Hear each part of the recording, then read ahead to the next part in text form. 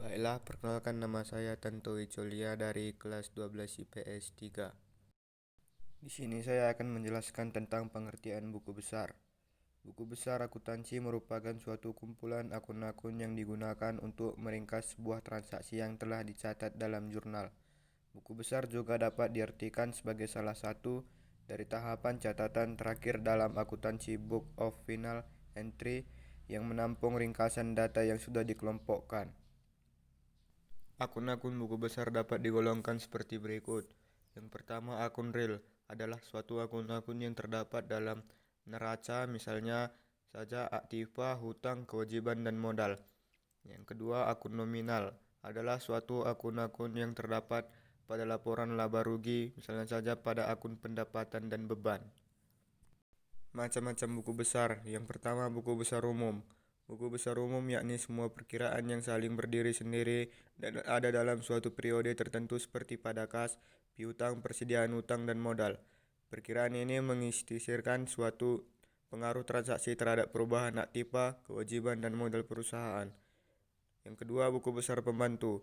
Buku besar pembantu seringkali disebut juga dengan istilah buku tambahan, yang di dalamnya terdapat sekelompok rekening yang khusus untuk dapat mencatat piutang usaha.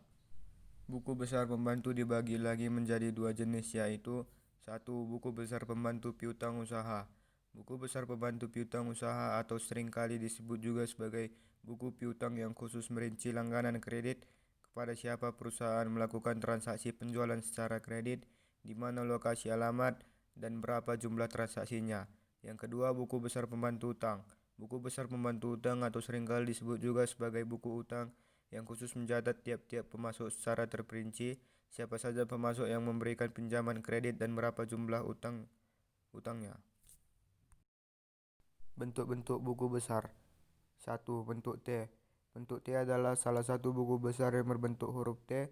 Buku besar ini merupakan sebuah buku besar yang paling sederhana dan paling banyak digunakan, biasanya untuk keperluan suatu analisis transaksi dan keperluan menjelaskan mekanisme penggunaan akun dalam pelajaran akuntansi. 2. Bentuk skontro. Bentuk skontro adalah salah satu buku besar berbentuk sebelah menyebelah atau disebut dua kolom. Buku besar ini juga merupakan bentuk T yang lebih lengkap.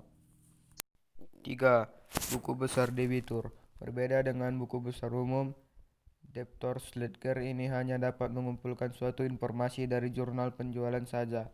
Tujuan dari buku besar debitur ini adalah untuk dapat memberikan pengetahuan tentang pelanggan mana yang berutang uang dalam bisnis dan berapa banyak. 4. Buku besar kreditor.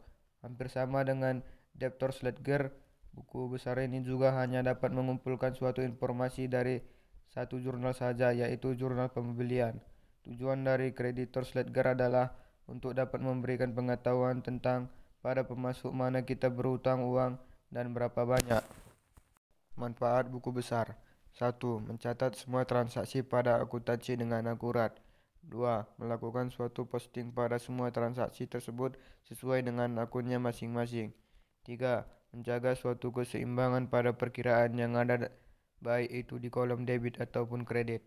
4. Akomodasi entry pada jurnal penyesuaian yang diperlukan.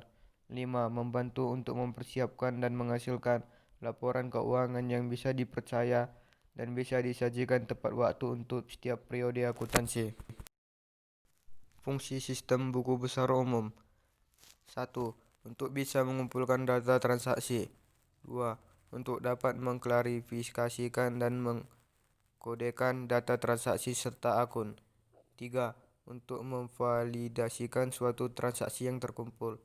4. Untuk dapat memperbaharui akun buku besar umum dan file transaksi. 5. Untuk dapat mencatat penyesuaian terhadap akun. 6. Untuk bisa mempersiapkan laporan keuangan. Baiklah, sekian dari hasil penjelasan saya. Jika ada kata-kata yang salah, saya minta maaf. Terima kasih.